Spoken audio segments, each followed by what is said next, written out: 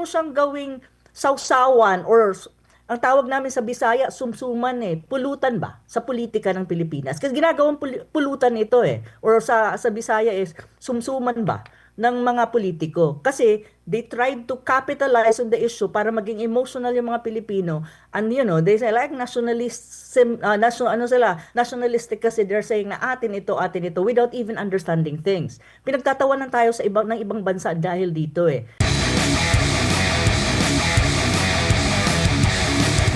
Yung katagang sovereignty, sovereign Sovereignty, yes. rights. May kaibahan ba yun, Prof? Oo, mag-lecture tayo ng konti, Sige, sige, quickly sige. lang, no? Sovereign Okay. rights, oo, ang sovereign rights, hindi mo pag-aari. Malinaw yun. Sovereign rights, hindi mo siya pag-aari.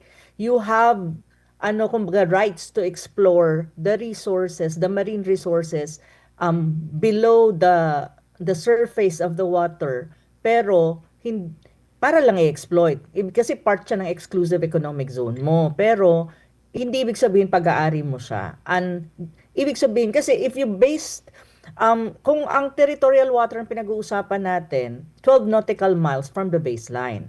So, ibig sabihin, territorial water mo siya, pag-aari mo siya. Pero beyond that, hindi mo siya pag-aari. Sovereign rights ang tawag doon. Exclusive economic zone. Opo. Now, kung nasa loob siya, exclusive economic zone. Pero, pag sinabi mong territorial water, yun ang tinatawag mong may sovereignty ka. Opo, Prof. So malinaw yung kapag on-clause ang pinag-usapan natin.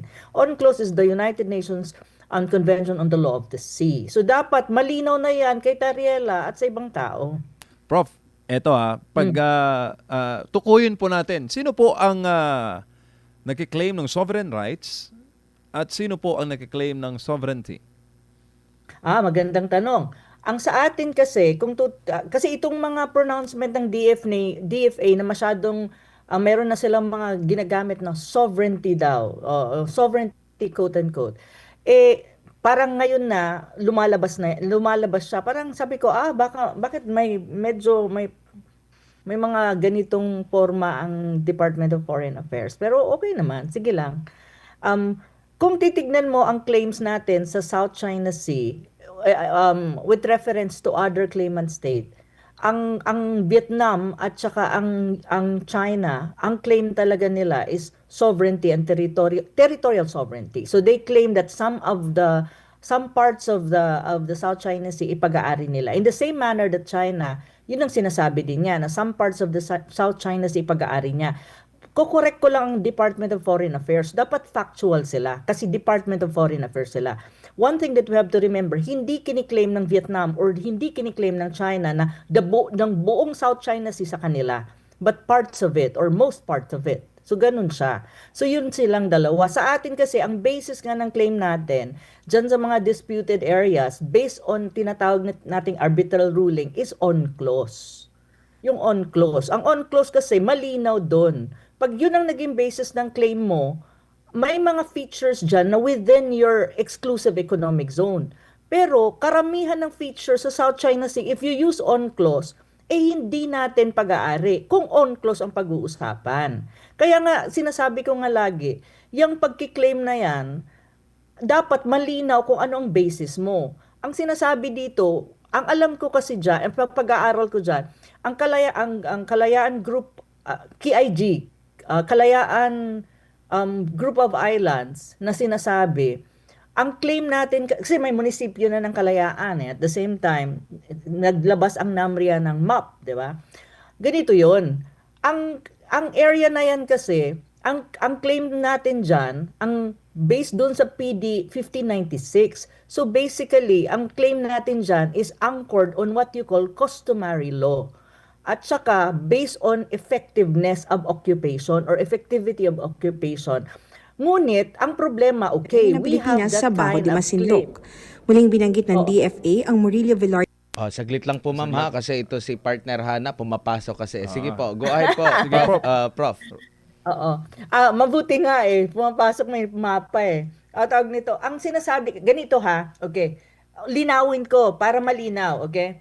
Pag ginamit mo ang on clause, even yung KIG na yan, many parts of it will not be part of our so-called territorial claim or sovereignty claim. Pag ginamit mo yung on clause. Kasi ang UNCLOS malinaw, ang kanyang 12 nautical miles, yun yung territorial waters mo.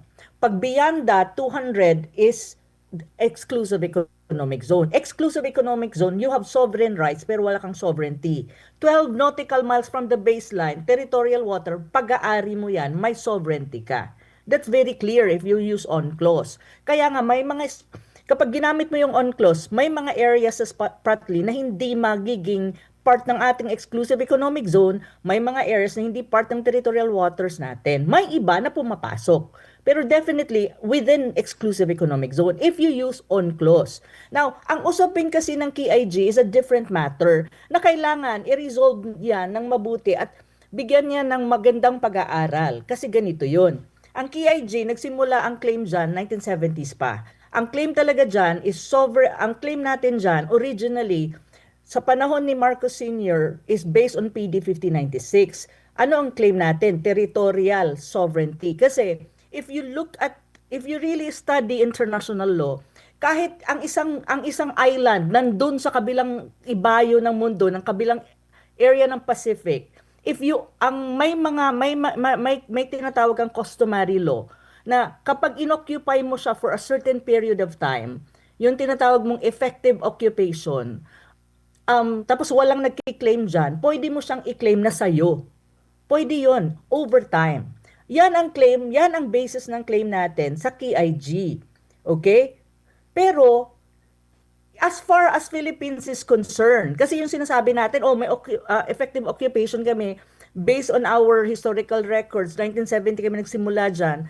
So far naman, mayroon na kaming batas kasi may munisipyo ng Kalayaan na kami, and at the same time, may mga tao na dyan. Yun yung sinasabi natin when you talk about territorial sovereignty na claim dyan sa KIG. Pero take note, not the whole of KIG is even within that, hindi malinaw kung ano ba talaga specifically ang mga, features sa KIG na tinatawag mong sayo kasi kiniklaim din yan ng China at saka ng Vietnam. So if you put that in a context of the regional level, international, these are disputed features of the South China Sea as far as the regional and international level is concerned. Pero of course, as Philippines, I would understand that the DFA would assert na sa kanya yan, sa atin yan, sa Pilipinas yan. Well, tayong nag-uusap. So, sinasabi ko nga, kung yan ang pag-uusapan mo, malinaw, based on customary law, based on effective occupation, ang pag-uusapan natin, sasabihin natin sa atin, tayo-tayo na,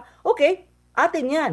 However, if you put it at the higher level, regional and international, as far as other claimant states are concerned, and even the international community, it's not ours. It is a disputed area because it's also claimed by China and also by Vietnam. Kasi yung ibang claimant state dyan, Malaysia, ang basis ng claim nila is UNCLOS.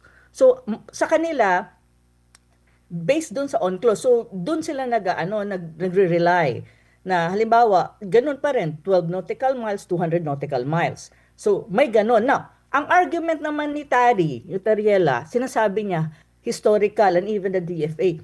Sinasabi natin historical, okay, fine. But on the other hand, the Vietnamese and even the Chinese would say also na, we have also our own history to back up our claim that we own that part of the South China Sea, which has an overlapping claim sa atin. So nag-overlap yung claim. So yun sinasabi ko. Kaya nga ako, as far as I'm concerned, I am studying the issue. It's part of my PhD dissertation. Sinasabi ko, as far as I'm concerned, if I'm very objective, it is disputed. Disputed, ibig sabihin, walang ruling soever in the international level saying na pag-aari ng China yan, pag-aari ng Vietnam yan, pag-aari yan ng Pilipinas. However, of course, nationally speaking, China will say, amin yan. Vietnam will say, amin yan. Of course, the Philippines will say, amin yan. So, ganun siya. Pero, ang totoo dyan, wala pang adjudication yan kasi disputed yan Even yung tinatawag nating exclusive economic zone, sinasabi natin, 200 nautical miles from our baselines are exclusive economic zone. We have sovereign rights. But one thing that you have to remember, nag-o-overlap din ang tinatawag mong EEZ dyan sa South China Sea. Kaya nga sinasabi ng UNCLOS na kapag nag-o-overlap, you need to negotiate, you need to discuss with the claimant states na kung saan nag-o-overlap siya para ma-resolve nyo yung issue at magkaroon kayo ng tinatawag mong delimitation. So magdi-discuss kayo, o sige, paano ba natin ayusin to? Kaya nga sinasabi ko, ang solusyon dyan sa South China Sea is not bruhaha na ginagawa ni Tariela. Ang solusyon dyan talaga is negotiation. Because that's the only way to resolve the overlapping EEZ. And at the same time, yung mga claims na may kinalaman sa sovereignty. Kasi lahat ng mga claimant state, magsasabi talaga na amin siya sa atin, sinasabi na atin siya. So of course, naiintindihan ko yung positioning ng mga bansa na sinasabi nila, amin yan. Because you need to assert your claim. But at the end of the day, to be very frank, from a very objective point of view, and coming from a regional point of view, and even international level, this is a disputed area. Everyone has a claim, but no one really, based on international law, would say na amin yan unless the Philippines would go to the International Court of Justice to adjudicate this. So that's the only way na masasabi natin na pag nag-rule ang International Court of Justice na, okay, Scarborough Shoal is sa inyo talaga yan, well, we need to go to the International Court of Justice. Ang tanong ko, would the Philippines be willing to do that? Yun ang tanong kasi that's the only way para malaman mo kung pag-aari mo talaga yan o hindi. And one more thing, Scarborough Shoal. De facto, Scarborough Shoal is really, de facto, ang may hawak niyan ngayon, ang nagro-rule over dyan, de facto wise, is China because that's under their control. So ganun. And even if you look at Scarborough Shoal based on UNCLOS, wala tayong ano dyan. Kung UNCLOS ang pag-uusapan mo, wala tayong ano dyan, tinatawag mong territorial sovereignty. However, kung ang sinasabi ng DFA, may mapa siya, mula pa nung 17 something, blah, blah, blah, that is another way of claiming it, na sovereignty. Pero ang tanong, who will really tell na tayo ang may-ari niyan? Kasi you need a body that will really tell you na sa'yo yan. Kaya nga sinasabi ko, I challenge the Philippine government to go to the International Court of Justice para ma-settle to. And ano niya, kumbaga sabihan niya sa Vietnam, okay, I will go to the ICJ, you to China, I'll go to ICJ. Kasi sila yung may strongest claim on the South China Sea when you talk about territorial dispute. Kasi sila din, nagsasabi din sila, kung tatanungin mo sila, nagsasabi din sila na amin yan. So yun yung totoo kasi dyan eh. Pero of course, I understand on the part of the Philippine government saying na amin yan. Because that is one way of asserting. Pero ang tanong talaga, pagdating na yan, pag inelevate mo na yung issue doon sa taas, na hindi na state level, pero international level na or regional, everyone in the region and everyone in the international community would recognize that the South China Sea, yung mga features dyan are disputed. Meaning, you need to find a way to resolve ang disputed issue and at the same time, negotiate. Now, kung ayaw mo mag-negotiate, di pumunta ka sa International Court of Justice para makita natin kung sino talaga may-ari. So, if the government of Marcos Jr. is willing, then why not? Diba? Opo, basta malinaw, no? Ang UNCLOS na ating pong hinahawakan, ang desisyon na yon ay sovereign rights. Pag UNCLOS ang inano mo, 200 nautical miles from our baseline is really sovereign rights. 12 nautical miles is territorial waters. So kung titignan natin dyan, maraming features dyan is not even part of our territorial waters. Even some parts of the KIG, even yung munisipyo nga ata ng Kalayaan, if you really look at it, marami akong notes dyan eh. In a matter of time, I will post something on this para malinaw, in a very objective manner, para hindi magulo. Kasi mahirap yun yung problema eh. You have to base it on facts eh. At saka base it on existing international instrument like UNCLOS. Kasi kung magiging true to UNCLOS ka, may sovereign rights lang tayo sa ibang features pero hindi natin pag-aari. Pero nga, yun nga yung ano doon, yun yung palaging issue. And even, how do you call that? Even the arbitral ruling, ano ba ang ruling ng yung arbitral ruling ng ang sinasabi dyan sa Scarborough Shoal. Ang sabi nga niya, it's a rock. So it cannot generate EEZ. Diba? At saka sinasabi niya, yung area ng Scarborough Shoal, sabi ng arbitral ruling, is a traditional fishing ground. So it means everyone can fish, like Vietnam, China, and the Philippines. Arbitral ruling yun. Yun nga ang basis ng claim natin, di ba, sa South China Sea, na pinupush ni Natariela and even the Department of Foreign Affairs Pero kung titignan mo, pag binasa mo yung arbitral ruling, actually, wala naman siyang sinasabi na may may-ari dyan sa South China Sea. The arbitral ruling was clear. Walang ruling kung sinong may-ari dyan sa South China Sea precisely because they cannot do it. They are not the right, kumbaga body, and even UNCLOS is not the right instrument when you talk about sovereignty issue. Malinaw yun. Basahin nila yung arbitral ruling. Isa-isahin nila. The DFA should read the arbitral ruling in a very objective way para maintindihan nila at the same time, matama nila kung anong kailangan nilang sabihin sa mga Pilipino. At hindi itong issue na to magamit ng mga politiko na tulad ni Hontiveros na hindi naman nila naiintindihan yung issue pero ginagamit against other politicians like for example Marcoleta who's actually trying to articulate based on facts. Kasi Opo. ito yung problema eh. Pero actually, trabaho ng Department of Foreign Affairs to really read, understand ang arbitral ruling kung ano ba talaga ang nandyan. And at the same time, kailangan maintindihan ng Department of Foreign Affairs kung paano niya i-articulate at paghihiwalay yun ng tinatawag mong claim to sovereignty and claim to EEZ. Kasi magkaiba yung basis niya. Magulo yan eh. Opo. So kahit nga sila siguro, hindi nila naiintindihan lahat yan eh. Opo, Prof. Ay, naku. Opo, Tanungin ko kaya, ako kaya magtanong sa kanila, ako Opo. mag-interview sa kanila.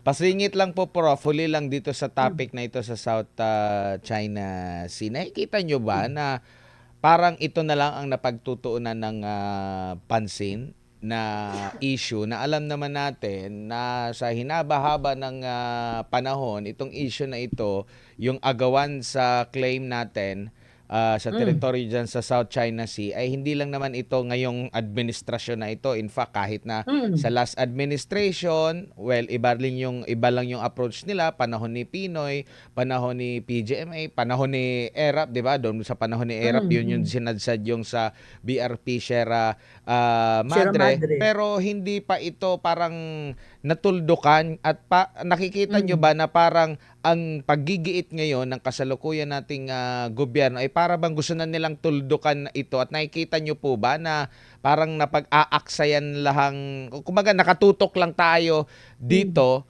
Unlike kasi sa past administration, 'di ba, nag-usap si PRRD, giniit niya kay Xi Jinping, no, nung naibahagi niya nung nag-usap sila na baka pwede ganito, ganyan. At sabi ni Xi Jinping na marahil hindi sa ating henerasyon matutuldukan itong issue na ito. So parang napag-usapan nila na magkaroon na lang ng parang status quo diyan sa area na yan po.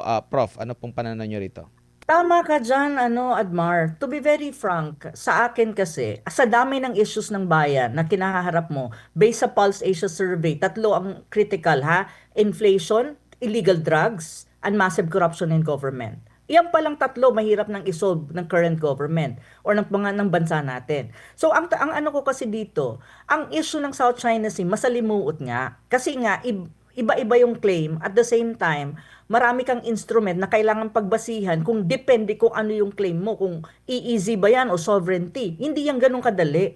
And you really need to understand it deeply before you even talk to the whole Philippines. Now kasi ang mahirap kasi sa issue na yan, madali siyang mapoliticize at pinopoliticize siya at ginagamit siya sa politika ng mga ibang yung mga tatakbo at ambisyosa dyan na tatakbo sa 2028, pagka presidente or whatsoever. Pero ginagamit nila at ginagawa nilang source of yung false nationalism ba. At kapag nagsalita ka na tinatama mo or nagiging objective ka when you talk about the issue, ikaw ay binabansagan ng either pro-China or makapili, which is in fact wrong. Okay, yun ang problema sa Pilipinas when you talk about this. Nag-agree ako sa iyo na parang it's not necessarily a waste of time, pero there's a way to resolve the problem. First, wag mong i-politicize. Maging factual ka. Pag-aralan ng mabuti yan, especially ng Department of Foreign Affairs, kasi silang in charge dyan. Yung ibang maiingay tulad ni Tarela, na kung tutuusin, hindi nga nabasa ni Tarela ang arbitral ruling, yung buong arbitral ruling na document, tumahimik. Kasi hindi sila nakakatulong when you talk about negotiations. At paano yan maayos. So dapat, and then, try to negotiate. The government really has to negotiate. Ang sabi nga ng mga presidente, tulad ni President Xi Jinping at former President Duterte, masalimuot ito at mahirap. Hayaan kumbaga status quo, walang gulo, status quo muna, magkaroon tayo ng tinatawag mong provisional agreement para halimbawa masuplayan ng ng needs nila yung mga tropa natin na nasa Sierra Madre, nasa Second Thomas Shoal, pag-usapan naman. Kaya namang pag-usapan para lang ma-maintain yung tinatawag mong stability and security in the South China Sea. Yun yung dapat eh. At mag-negotiate. Lahat kasi ito, negotiation. At hindi lang sa China ang focus mo. You have Vietnam, you have Malaysia, even Brunei. But Brunei is not so active. And even the island of Taiwan is part of the claimant dyan sa area na yan. So, sinasabi ko, imbis na ibuhos mo yung panahon mo dito, hayaan mo magkaroon ng, mayroon naman sigurong a segment or a committee in the Department of Foreign Affairs who takes care of this issue na magkipag-negotiate sa ibang claimant state. Huwag mo siyang gawing sausawan or ang tawag namin sa Bisaya, sumsuman pulutan ba sa politika ng Pilipinas? Kasi ginagawang pulutan ito or sa Bisaya is sumsuman ba ng mga politiko. Kasi they tried to capitalize on the issue para maging emotional yung mga Pilipino. And they say like nationalistic kasi they're saying na atin ito without even understanding things. Pinagtatawanan tayo ng ibang bansa dahil dito So para ma-avoid ang embarrassment ng Pilipinas, dapat ang Department of Foreign Affairs ang Opo. dito. Ngayon, ang tanong ko, so paano may susolve to? Quiet diplomacy ang approach dyan. Now, mas maganda siguro ang Pilipinas mag-focus siya dun sa immediate needs at immediate problems na mayroon tayo. Ang ekonomiya mo, ang inflation mo, ang pagbaba ng, umutang na naman po ang Pilipinas ng $800 million, I think, if I'm not mistaken, para i-finance ang ating national budget or, i-reinforce ang ating budget for 2026. These are real problems that affects the country. Ang South China Sea, hindi yan masusolve in a matter even 10 to 20 years from now because this is very complicated. Walang bansa na claimant na magsasabi na sayo na lang yan o ikaw sayo na yan. Walang ganon. So, let it be there but manage it peacefully and negotiation sa lahat ng bagay. Pero, ang Pilipinas, mag-focus ka dun sa mga immediate needs. Opo. Inflation, jobs, illegal drugs. My God, Admar and MJ, ang taas ng complaint dyan sa Sabi illegal pa naman drugs. sabi pa naman ni Secretary, naalala ko kasi nung ipinagmalaki yung flood control projects after nag-fact check 'di ba yung kalikasan nagkaroon ng baha. And recently lang may pahayag si Secretary John Vic Remulla na peaceful na raw. Tapos kaliwat kanan na barilan na naka-CCTV. No, ang recent lang di ata ba may yung nakidnap gwardiya na ni Chinese? 50 million ang nakidnap, namatay ba? Nakidnap tapos 15 million pesos ang ransom? Finact-check po, yan yung mga problemang kinakaharap po. Pero alam ng mga kababayan natin yan, lalo na ramdam nila sa baba mismo yung tunay na sitwasyon.